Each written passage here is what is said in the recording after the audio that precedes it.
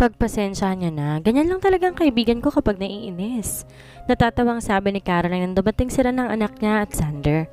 Naabutan pa rin lang ang ginawa kong pagtaas ng gitnang daliri. Huminga lang ako ng malalim bago ngumiti sa kanilang lahat. Ako nga po pala si Allison Jane Macomber. Katrabaho ko po si Terry sa bagong pinapatayo niyang hotel. Umangat ako ng tingin kay Marquez pagkatapos kong sabihin yon. Tsaka ngumiti sabay taas ng dalawang kilay. Nakatingin lang ulit siya sa akin na walang sinasabi. Lahat ng kalalakihan kasama nila sa meeple tsaka uminom na lang.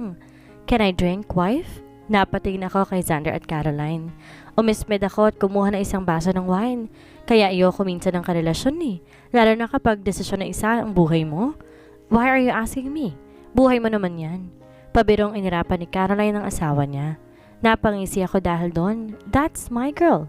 Ngumiti ang gagong Xander at tilalikan ng kaibigan ko sa ulo nito. Huminga ako ng malalim at ngumiti kay Caroline nang napatingin siya sa akin. Yes, Ro, inom tayo. Anyaya ni Ryan sa lalaking nasa likod ko. I was expecting him to join them pero nagulat ako nung hawakan niya isang kamay ko at pinagsalikop niya ng daliri namin bago pinakita sa lahat. I can't. You see, I have a scheduled lunch with this woman so excuse us. Di pa nakapag-react ang lahat, mabilis na akong hinila paalis. Bastos talaga ng taong to, walang good manners. Ayun o, mukhang masarap ang luto nila. Turo ko sa isang restaurant, naglakad ako papunta doon. Tama nga ako, masasarap nga ang mga pagkain dito. It was all delicious seafoods.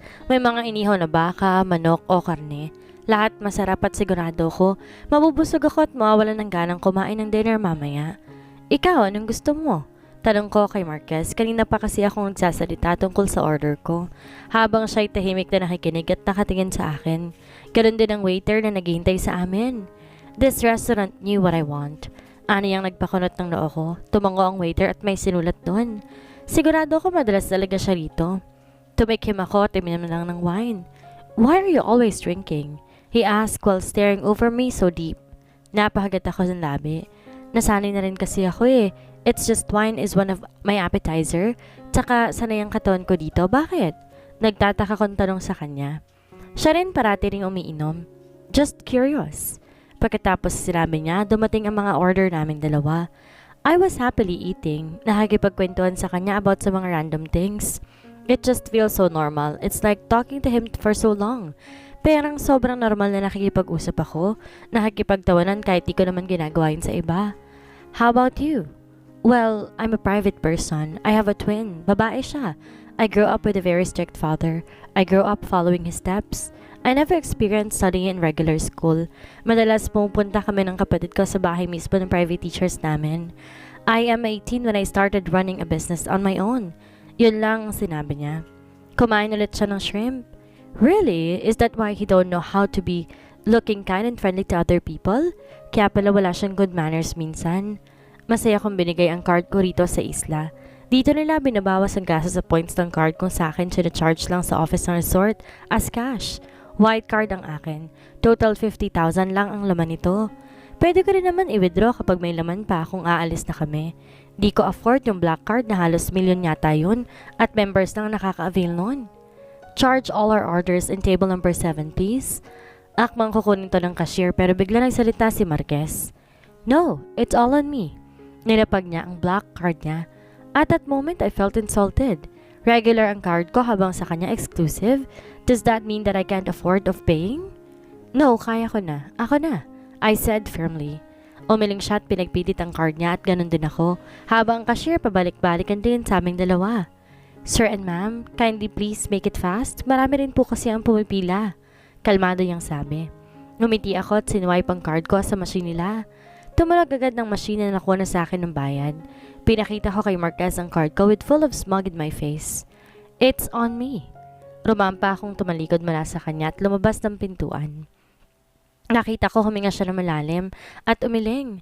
Sa labas, nabudol ng isang ice cream ang mga mata ko so I end up walking happily, holding Marquez's hand while eating my ice cream. Di siya makapaniwala na sa dami ng kinain ko sa loob, nagawa ko pang kumain ng sorbetes. What?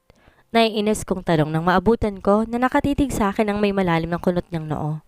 Nothing, I just can't get over how you pay for my food. Ikaw pa ang gumawa sa akin. Mostly, a lot of women who I used to carry out to restaurant before sex is the one who's waiting for me to pay the bills. I am not just like your girls. Ibahin mo ko. If a man can stop me with his money, oh surely I could also do that to him. If he can give me a ride, oh me too. I said in my silly tone. Yeah, you are beyond different. The way you talk and also the way you interact with other people. That's also the reason why I don't want to be friends with you. Nawala ang hindi sa labi ko dahil sa sinabi niya. Kung ayaw pala niya, ba't sumama siya dito? Bakit niya pa ako pinapansin? I was about to ask him but a hand suddenly pulled my hair. Wow, long time no see. Malandi ka talaga. Ibang lalaki na naman ang kasama mo ngayon. Pagkatapos mo agawin ng boyfriend ko? Galit na sabi ng isang babae. Shit, yung ex-girlfriend pala ng dati kong nobyong si Kevin. I rolled my eyes and pushed her. Ngumiti ako kay Marquez na parang wala lang yon. Stay still. Makikipag-usap ako ng may nahon sa bruhang babaeng to. Sabi ko sa kanya. Humarap ako kay Annie. Tinutok ang ice cream ko sa kanya. Hoy babaeng bruha, how dare you pull my hair? Kasalanan ko bang nakipaghiwalay sa'yo si Kevin at pagkatapos ng 3 buwan, pinalit niya ako? Ang sad boy kaya ng lalaking yon, pinagbigyan ko na lang kasi nakakaawa. Ang sabi niya pa kaya kayo naghiwalay kasi amoy putok ka raw. Dahil sa sinabi ko, mas lalo siya napikon. Sinugod niya ako pero mabilis akong umilag. Hilawakan ko rin ang buhok niya. Halos mapasigaw siya ng malakas nang ihampas ko sa pagmumukha niya ang ice cream ko. Kinuskus ko yon sa buong pagmumukha niya kaya't nagmukha na siyang clown na panakot sa mga bata. Nang bitawan ko siya, mabilis niyang hinilang buhok ko. Hinila ko rin ang buhok niya. Mabutit di masyado matao ang lugar kung nasaan kami dahil kung marami, talagang pagtitipunan kaming dalawa dito. Masakit ang kuko ni Annie kaya medyo nahihirapan ako makabawi. Pero hindi ko siya napatili at naramdaman ko na wala ang mga kamay niyang buhok ko. When I look up, nakita ko tinaas ng maingat na kami ni Marquez ang kamay ni Annie. Nasa likod na rin siya. Tumili si Annie dahil sa nangyari. I smirked and slapped her. Sinabunutan ko siya na matagal hanggang sa pumutok na ang buhok niya. Halos magmukha na nga siyang bruha. Pinipigilan ko ang sariling matawa nang makawala siya sa amin at napaatras. What have you done? Yan ang napapala ng tulad mong nagtatapang-tapangan at sinusubukan ang pasensya ko. Sa sunod na sugurin mo ko, hindi talaga ako magdadalawang isip na ilampaso yung pagmumukha mo sa lupa na iintindihan mo? Tanong ko. Pinanlakihan ko siya ng mga mata. Nanginginig siyang tumango. Dumugo rin ang ilong niya at nang mapansin ko. Mabilis siyang kumaripas ang takbo papaalis sa amin. Huminga ako na malalim at inayos ang sarili ko. Tumingin ako kay Marquez at sabay kaming napatawa na mahina roon. Bato, bato, peek! Mabilis ang galaw ng kamay kong sinampal ang noo ni Adam. Humiyaw siya dahil sa malakas na naging tugon nito. Aray, shit, kanina ka pa ha? Reklamo niya kaya naman napangisi ako. Nakapagdesisyon kami maglaro nito dahil kakatapos lang nila na maligo sa dagat. Umusog ako at si Andrew. Na ang nasa harapan ko ngayon. Ngumisi siya at sinabi sa akin na parang mananalo siya at masasampal niya ang noo ko.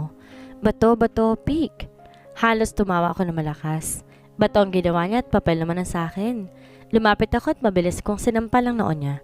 Ngumawit at umirap dahil sa nangyari. Sige na, panalo ka na. Suko nilang lahat.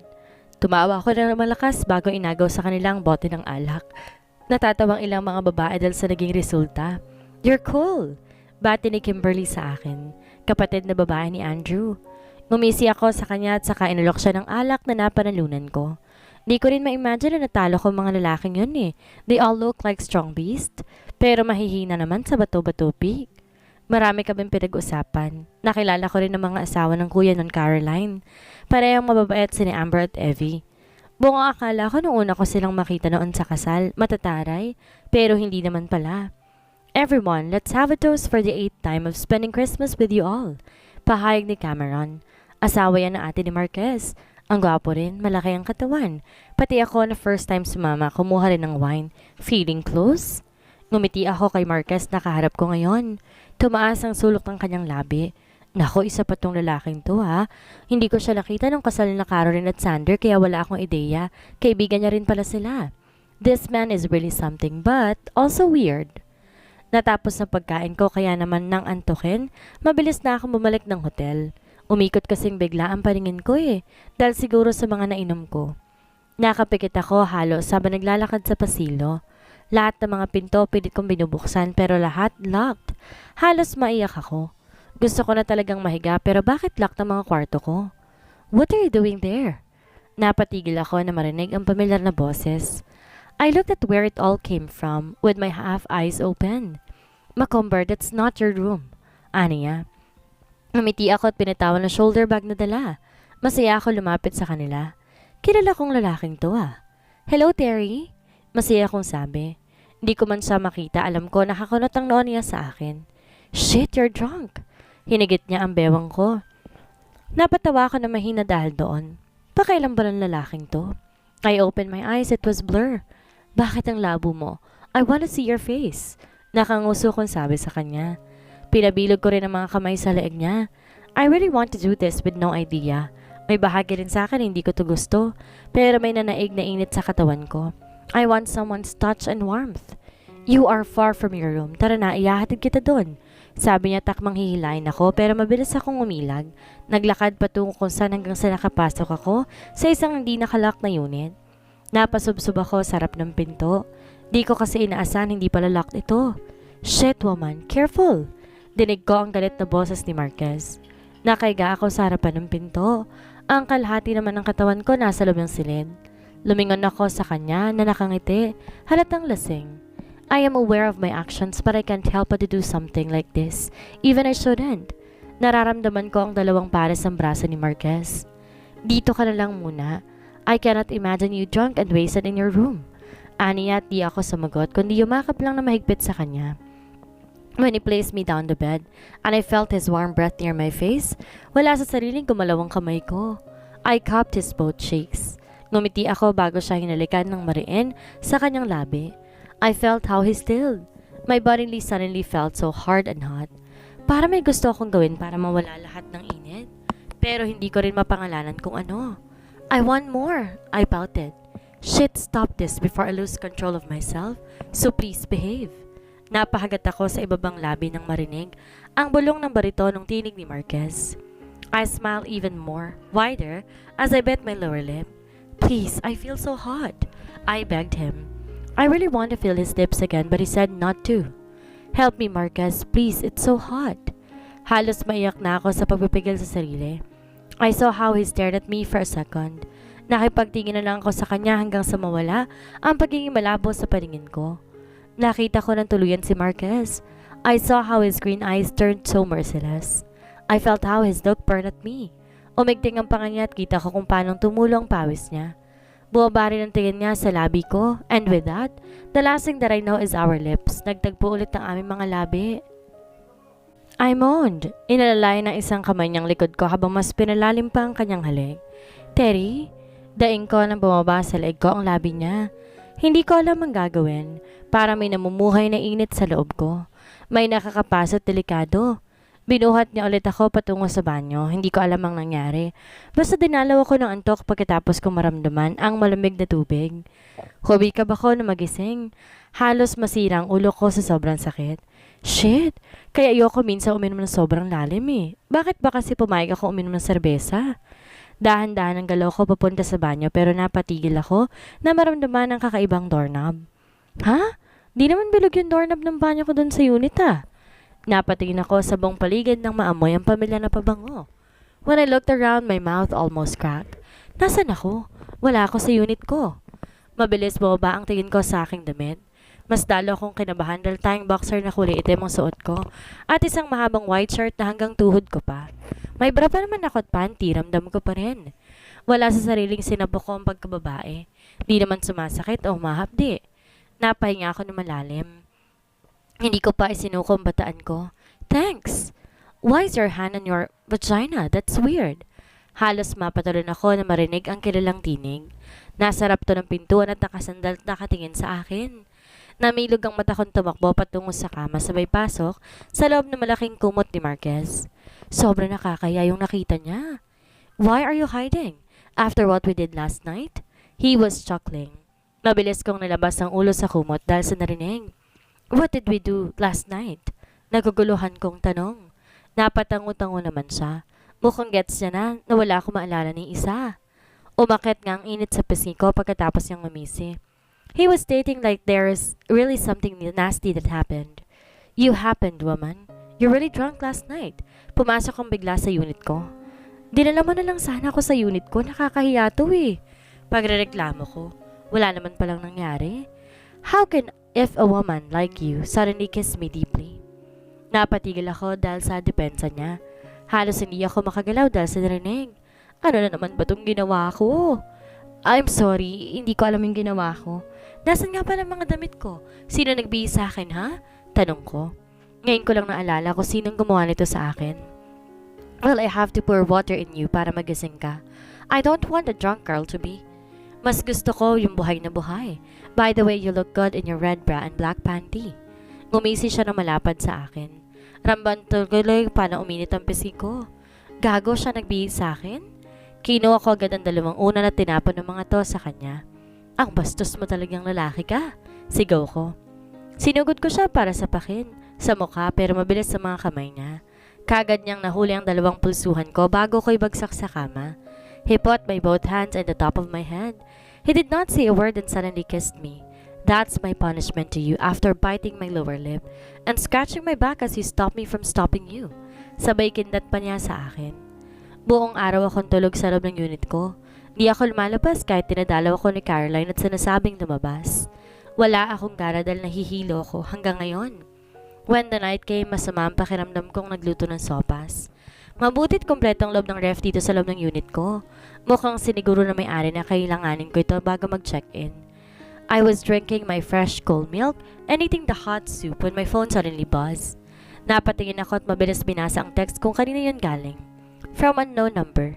Baby, why are you not replying? I love you so much. I know that you're just mad at me but you love me still. Don't worry, I'm near Philippines. I will find you after this. No need to ask kung sinong lalaking yon. Halos itapon ko yung phone ko sa lamesa. Ano naman ang kailangan ni Caleb? It's almost a month since our breakup. Gusto kong palitan ng number ko pero hindi pwede yon. Maraming clients na nakasave dito at itong alam nilang lahat na number ko. I cannot just change it. Pinagpatuloy kong pagkain hanggang tumunog na naman ang phone ko. Hindi ko yun pinansin pero makulit talaga. Tumunog yun ng 5 beses. Napaisip tuloy ako.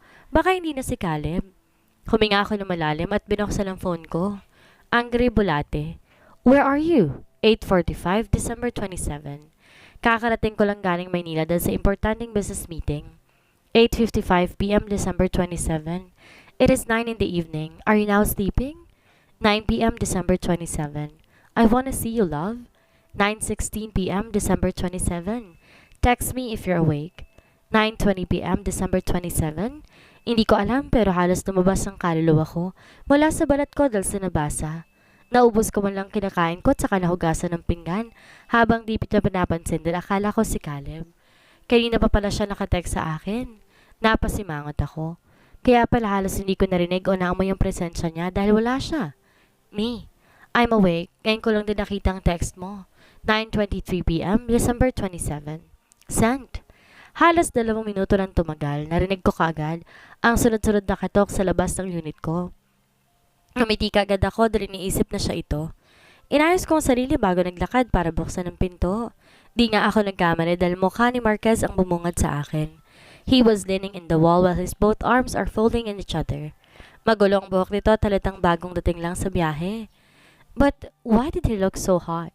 May pinakita siya sa akin. Kulungan yun ng hindi ko alam na hayop. Pusa o aso? Ano to? I found a cat in the pet store near my company. I don't know how but it suddenly crossed my mind. Do you like cats?